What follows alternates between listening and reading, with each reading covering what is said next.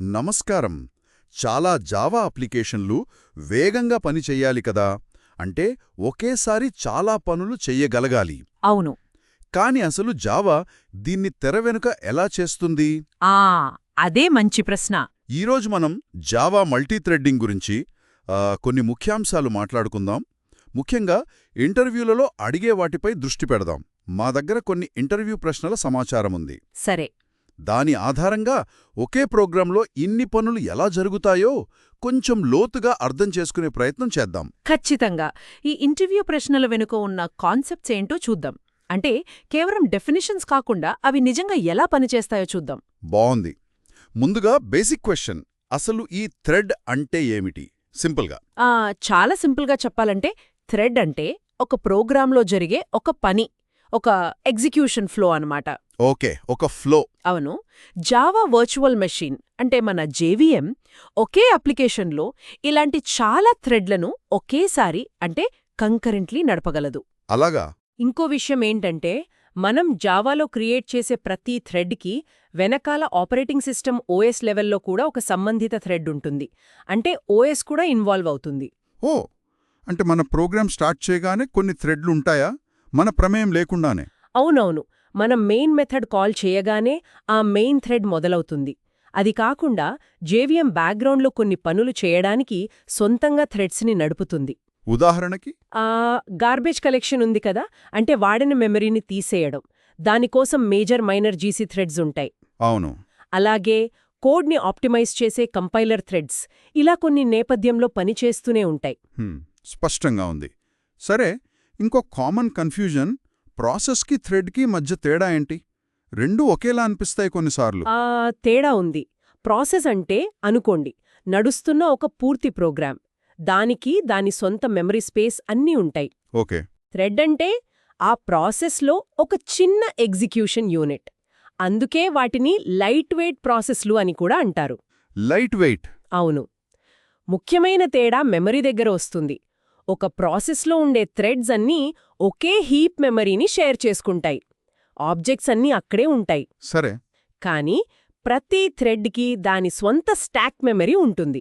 Method calls, local variables వాటి కోసం. ఓ, stock వేరుగా ఉంటుందా? అవును. ప్రతి థ్రెడ్కే దాని ఓన్ స్టాక్. అందుకే స్టాక్ థ్రెడ్ సేఫ్ అంటారు. అక్కడ సమస్య రాదు. మరి హీప్ షేర్ చేసుకోవడం వల్ల ఏమైనా సమస్యలా? ఖచ్చితంగా సమస్యలొస్తాయి. హీప్ మెమరీ అందరూ వాడుకుంటారు కాబట్టి ఒకే డేటాను ఒకేసారి మార్చడానికి ప్రయత్నించారనుకోండి, గందరగోళం అవుతుంది. అవును, డేటా కరప్ట్ అవ్వచ్చు. అందుకే హీప్లోని షేడ్ డేటాని యాక్సెస్ చేసేటప్పుడు చాలా జాగ్రత్తగా ఉండాలి. దానికి సింక్రనైజేషన్ వాడతాం. అర్థమైంది. మరి మనమే థ్రెడ్స్ క్రియేట్ చేయాలంటే జావాలో ఏ పద్ధతులున్నాయి? కొన్ని మెయిన్ పద్ధతులున్నాయి. ఒకటి పాత పద్ధతి, java.lang.thread క్లాస్ని ఎక్స్టెండ్ చేయడం. ఇంకొకటి java.lang.runnable ఇంటర్ఫేస్ని ఇంప్లిమెంట్ చేయడం. ఇది కూడా చాలా కాలంగా ఉంది. సరే. కానీ ఇప్పుడు ఎక్కువగా జావా 5 నుండి వచ్చిన ఎగ్జిక్యూటర్ సర్వీస్ ఫ్రేమ్వర్క్తో పాటు రనబుల్ లేదా java.util.concurrent కాలబుల్ ఇంటర్ఫేసులను వాడతారు. కాలబుల్ అది రనబుల్ లాంటిదేనా? కొంచెం తేడా ఉంది. కాలబుల్ యొక్క కాల్ మెథడ్ ఒక వాల్యూని రిటర్న్ చేయగలదు, అలాగే ఎక్సెప్షన్ కూడా త్రో చేయగలదు. రనబుల్ యొక్క రన్ మెథడ్ అలా చెయ్యలేదు. ఓ, అది ఉపయోగకరంగా ఉంటుంది. అవును. ఆ తర్వాత జావా 7లో ఫోక్ జాయిన్ పూల్, జావా 8లో ప్యారలల్ స్ట్రీమ్స్ వచ్చాయి. అవసరాలను బట్టి వాడుకోవచ్చు. ఎన్ని పద్ధతుల్లో మీరు ఎగ్జిక్యూటివ్ సర్వీస్తో కాలబుల్ లేదా రనబుల్ వాడటం మంచిది అన్నారు కదా, ఎందుకని? మిగతావి ఎందుకు కాదు? మంచి ప్రశ్న.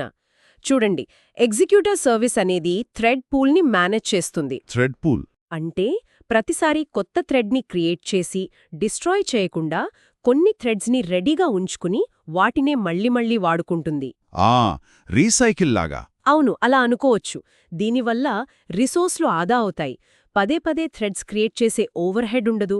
కాంటెక్స్ట్ స్విచ్చింగ్ కూడా తగ్గుతుంది. అంటే పర్ఫార్మెన్స్ బెటర్గా ఉంటుంది. సరే, పర్ఫార్మెన్స్ కోసం. అంతేకాదు, రన్నబుల్ లేదా కాలబుల్ ఇంటర్ఫేస్లను ఇంప్లిమెంట్ చేయడం వల్ల మీ క్లాస్ వేరే ఏదైనా క్లాస్ని ఎక్స్టెండ్ చేసుకునే అవకాశం ఉంటుంది.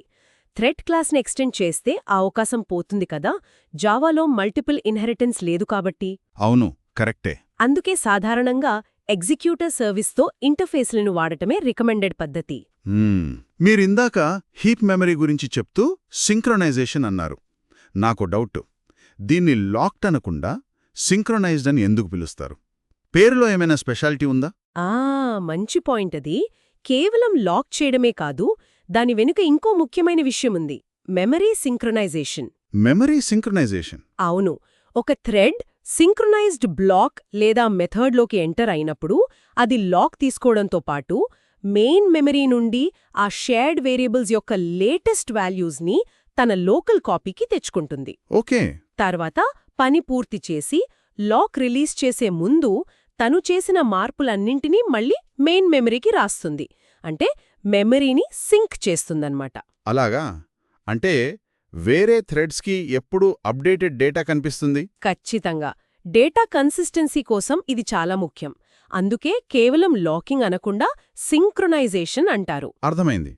మరి దీనివల్ల నెగటివ్స్ ఏమైనా ఉన్నాయా? అంటే ఈ మెమరీ సింక్ చేయడం వల్ల కొంచెం స్లో అవుతుందా? నిజమే. సింక్రొనైజేషన్ వల్ల పర్ఫార్మెన్స్పై కొంచెం ఇంపాక్ట్ ఉంటుంది. కొంచెం ఓవర్హెడ్ యాడ్ అవుతుంది. అంతేకాదు, సరిగ్గా వాడకపోతే డెడ్లాక్స్ వచ్చే ప్రమాదముంది. అంటే రెండు థ్రెడ్స్ ఒకదానికొకటి వదిలేయాల్సిన రిసోర్స్ కోసం ఎదురుచూస్తూ ఉండిపోవడం. ఓహో, డెడ్లాక్స్ చాలా ప్రమాదం కదా. అవును. అందుకే అవసరమైన చోట చాలా జాగ్రత్తగా వాడాలి సింక్రొనైజేషన్ని. సరే, ఈ సంప్రదాయ థ్రెడ్డింగ్లో ఈ పర్ఫార్మెన్స్ ఇబ్బందులు, డెడ్లాక్ లాంటివున్నాయి కదా. ఈ కాంటెక్స్ట్లోనే జావా 19లో వచ్చిన వర్చువల్ థ్రెడ్స్ ముఖ్యమైనవా? ఎగ్జాక్ట్లీ.